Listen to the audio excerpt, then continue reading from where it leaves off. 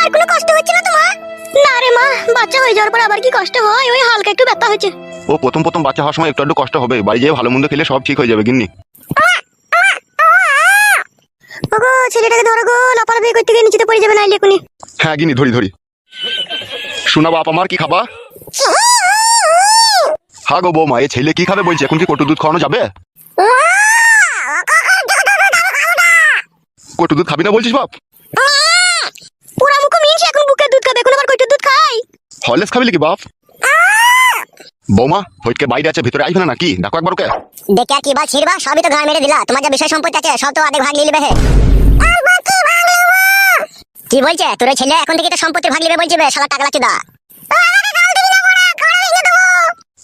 লেওড়া দেখেছিস কেমন ছেলে পয়দা করে দিয়েছি, এখন থেকে আমার সাপোর্ট বে।